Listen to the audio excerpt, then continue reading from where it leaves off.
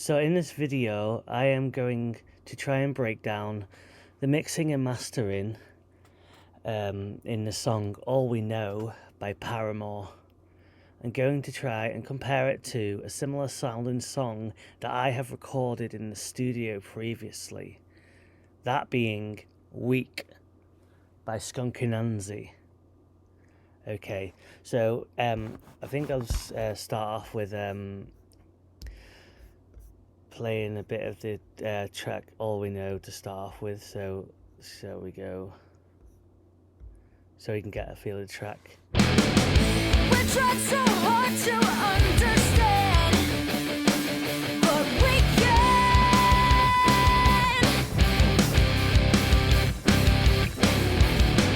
We held the world out in our hands, and you ran away. It takes some time to let you go, and it shows.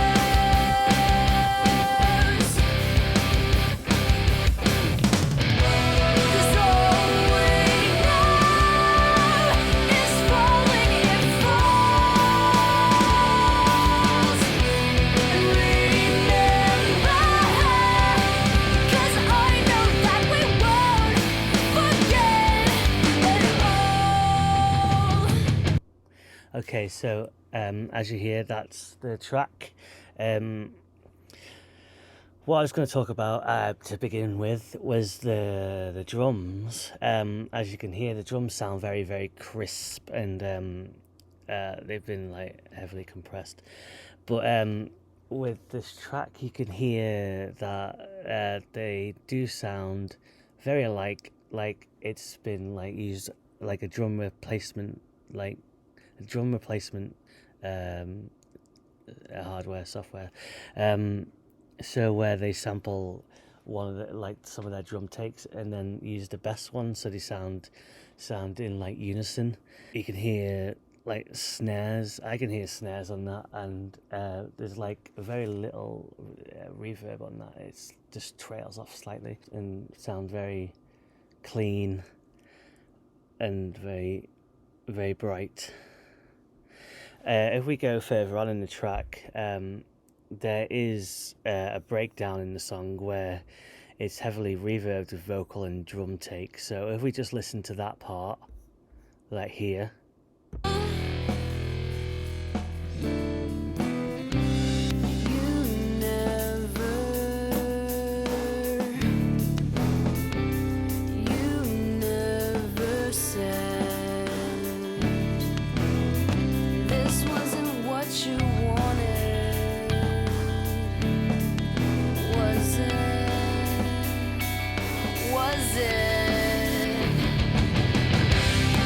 So as you can hear there, it's very heavily reverbed and compressed, so the vocal and drums have gone back further in the mix, and there's like very reverbed, and there's more hi-hats there, and they are like got more trail off than they did in the beginning of the song. So what I'm going to do is just show you probably how to do that in a mix. So let's put this on here. So I'm going to bar 21 to 29. So I am going onto the drums. So solo these drums. Oh, the snare was on there. I didn't realize. I can't go back. So we'll listen to the drums here on this weak track. The weak track, yeah.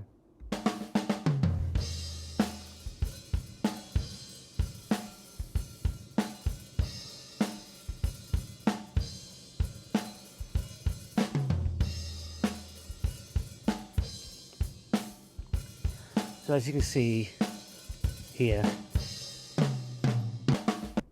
that the drums on that, they are currently unedited, so there is no effects on them. So I sort of like went in put some effects on it to show you that how to get that breakdown effect on that breakdown of the song. This is not going to be for all the song, so once I come to do this for real, I'll probably not put as much reverb on that. So for me, I started off with the compressor, and I went with the vintage Opto with a 4:1 ratio. This is short attack and a long release, so that helps with the reverb trailing off. And the threshold is 25, and it cuts out the top end. So if I turn that on, let's just hear that just with the compressor.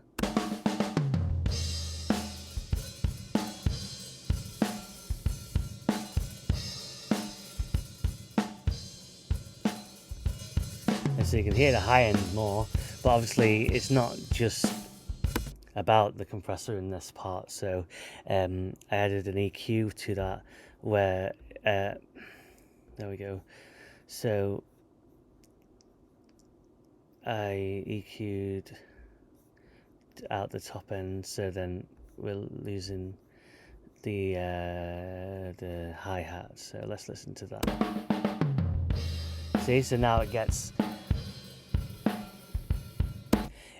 that crisp sound that the rest of the track has, and it's not so traily. It doesn't trail off, and it's not so bright and spillage everywhere. It's just clean hits.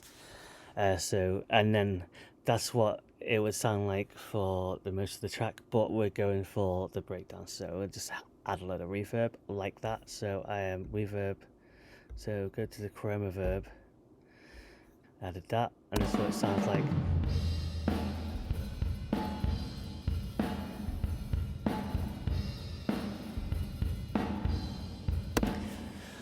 I would not use that for the whole track, just for the breakdown. So let's listen to that again.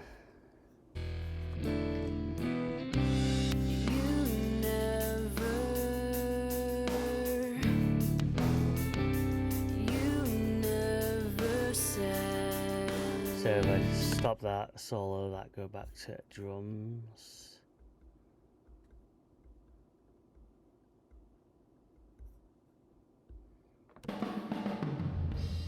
You see how it trails like it does on that, but if I take the reverb off that, it's like clean sounding sound. So from there, we're gonna go to the guitar, which sounds very, very thrashy. Go on to the guitar chorus, which is here. Solo that. And as I say, the guitar is full and in your face because it's like a heavy rock song, isn't it? Well, as you can hear on the weak one,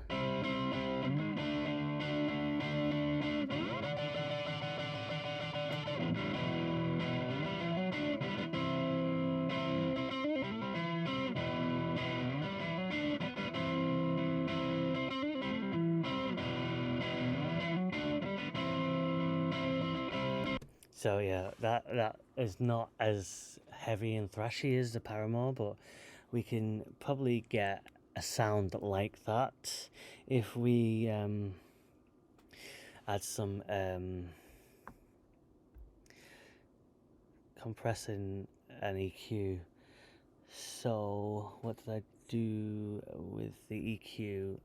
I started off with the EQ, and I took out the low end. So this is what it sounds like. So then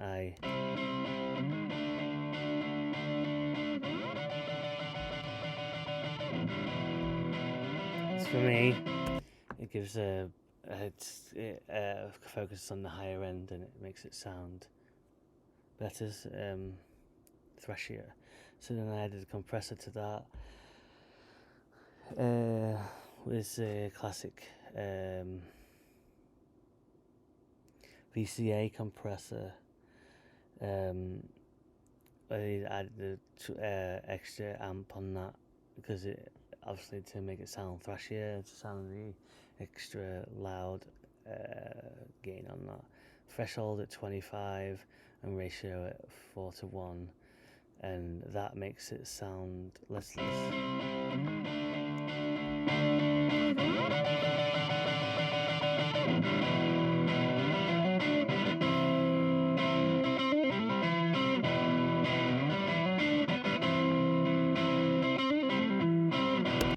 So yeah, with that, for me, it gives the sort of like the essence of that Paramore track, where it makes it sound heavy and thrashier. For the rest of the song, I feel like with their vocals, they do sound heavily compressed. That could possibly have a higher ratio, and they're compressed in a way that that you can hear clearly what she's singing. Like there's emphasis on like the syllables of the song and the enunciations, and it's just like very, very, very minimal a reverb. It's sort of like I think they like might have EQ'd the vocal to mix with the like heavy thrashy of the guitars, because it's not like a fuller sounding vocal. I feel like with the guitars the way they are, they've sort of mixed it so they sit well together. So then it like the way it sits in the back, I think should we just have a listen to that, see where I'm going. Turn off and then go to the start somewhere. And you ran away. It takes some time to let you go, and it shows.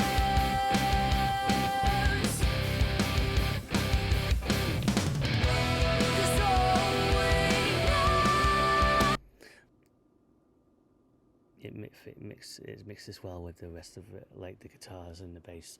It's talking about the bass, basically. I think there is a bass in the track if you hear clearly, but it goes with the guitars and sort of like joins the guitars to make it sound like gives that bassy undertone, and all that together with her vocal, it's sort of like it's quiet. The vocal's quiet in the mix, but you can hear it clearly because she's just got such a shrill voice.